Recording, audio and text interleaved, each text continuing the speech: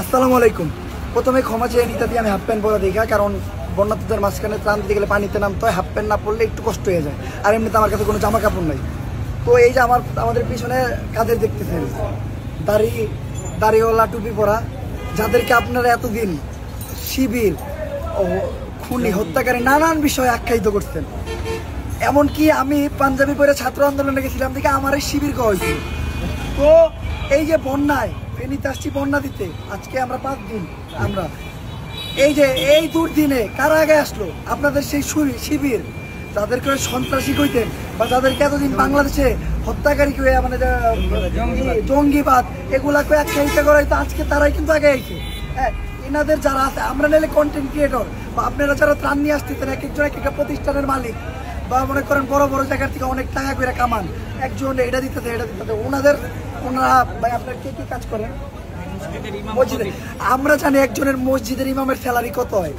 একটা এলাকার মসজিদের ইমামের স্যালারি যদি আমরা 7,000 টাকা দিতে যাই, আমাকেও মনে হয় কলকাতা ভাইটা যায়। তো এই স্যালারি নিয়ে তারা ফান্ডিং করে বা নিজেদের কাছ থেকে টাকা দিয়া নিজেদের অর্থায়নে এই যে ত্রাণ দিতে আসছে, এটা কাদের জন্য? শুধুমাত্র মানবতার খাতিরে। আর আরেকটা বিষয় যেটা বলতেই হয়, হ্যাঁ, আপনারা বলতে দেন যে এই দুর্দিনে হুজুররা কই গেল? হুজুরদেরকে আমরা খুঁজে পাইতাছি না ভাই। হুজুররা ট্রাক ভাড়া কইরা 20 জন 25 জন মিলা ওই ক্যামেরা ধরে ভিডিও করতে করতে ব্লগ বানাইতে হয় না। হুজুররা এই দুর্যোগে ব্লগ বানাইতে হয় না। আপনি হুজুর করে দেখবেন কেমনে? বাংলাদেশের কয়টা হুজুরের বড় বড় পেজ আছে? কয়টা হুজুর ভিডিও টিকটকে ভিডিও দেয়? তাইলে হুজুরকে আপনারা দেখবেন কোন দিকা? আমার করে দেন কে লেগা? আমরা আপডেট দেই, নিউজ দেই, ভিডিও বানাই, এটা করি নানান কন্টেন্ট ক্রিয়েটর আয়, দেখবেন কি তাদের পেজে 38টা 39টা 40টা ভিডিও হয়ে গেছে। আপনারা ভাবতেছেন তারা আসছে ত্রাণ দিতে হয়, তা করে দেখতেছেন। মানে কথায় আছে না, যেটা দেখা যায় সেটাই বিক্রি হয়।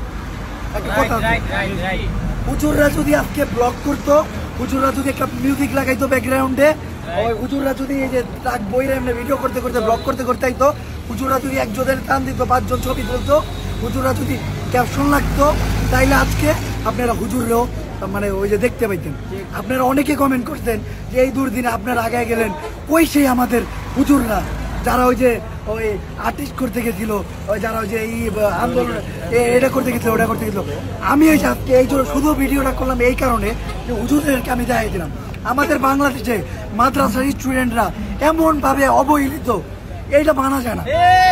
আমাদের আন্দোলনে শুধু কি আমরা এই যে সিভিল স্টুডেন্টরা জয়েন করে দিলাম? আমরা কি স্কুলের স্টুডেন্টরা জয়েন করে দিলাম? আমরা কি খালি ভারতীয় স্টুডেন্টরা জয়েন করে দিলাম? মাদ্রাসার স্টুডেন্টদের অবদান কই গেল? কেউ বলছে একবার? কোন টিভি মিডিয়া প্রচার করতে পারে নাই? আমি টিভি মিডিয়ার কথা বলুন কি, আমি নিজে প্রচার করিনি। কারণ কি জানেন, ওই টাইমে আমরা করতে পারি নাই। হ্যাঁ, তো আমি চাই যে আপনারা ওই যে যারা এই ধারণারা না যে হুজুররা এই দিনে মানুষের পাশে নাই, তারা নিজের ধারণাটা ভাঙেন। এই ফেনীতে আসেন, নোয়াখালীতে আসেন, লক্ষ্মীপুরে হুজুররা হিন্দু দেখলে আরো বেশি, একজন সনাতনী দেখলে পারলে দান 2 টাকা করে পটলা দিয়ে যাচ্ছে।